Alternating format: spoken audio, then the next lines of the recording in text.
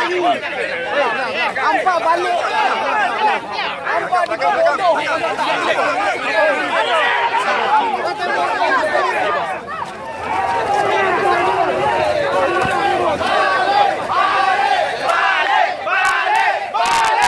Ada Arman ada.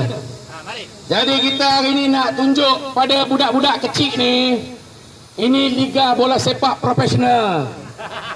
Kami semua pemain-pemain Liga Profesional Bola Sepak, betul?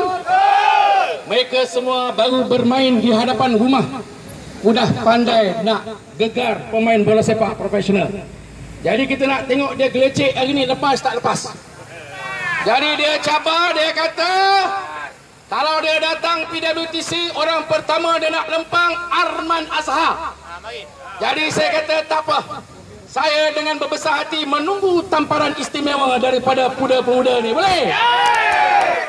Tapi saya takut belum sempat dia bagi penampar. Saya takut yang lain yang menampar mereka. Kerana ini Liga Profesional muda, ya. Jadi saya dimaklumkan mereka tadi berbincang di Starbucks, minum pun kopi Yahudi. Kita minum kat kedai mamak, kita minum kat kedai Melayu, depa minum kat Starbucks kedai Yahudi, tak apa. Itu memang tempat depa, duit depa, tak apa. Hari ini tadi duduk berbincang dengan pemuda UMNO datang, dimaklumkan mereka bangkit, mereka berlari ke belakang untuk kumpul. Jadi hari ini saya dimaklumkan depa dah kumpul ramai, 30 orang.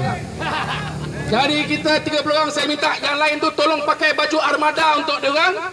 Kita bagi sokongan pada pemuda armada macam mana nak berdemonstrasi, boleh?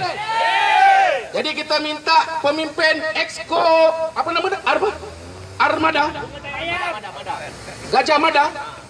Apa dia? Aku pun tak kenal lah. Tapi apapun, kita bagi ucapan terima kasih kepada pihak polis. Bagi tepuan gemuruh kepada pihak polis. Kita hormati pihak polis, kita hormati undang-undang. Jangan halang lalu lintas. Kita hormat polis, betul? Terima kasih Abang Polis. Terima kasih Abang Polis. Terima kasih Abang Polis. Terima kasih Abang Polis. Kita bagi terima kasih pada polis, tapi kita masih menunggu. Kalau bola sepak 45 minit lewat, sudah masa kecederaan. Dia tak datang lagi. Tak cukup orang. Jadi saya bagi tahu kepada armada, kalau tak cukup orang bagi tahu, saya nak pinjam baju kejap. Boleh kita bagi kawan-kawan tolong pakai baju tu untuk kita buat kain lap buruk, betul?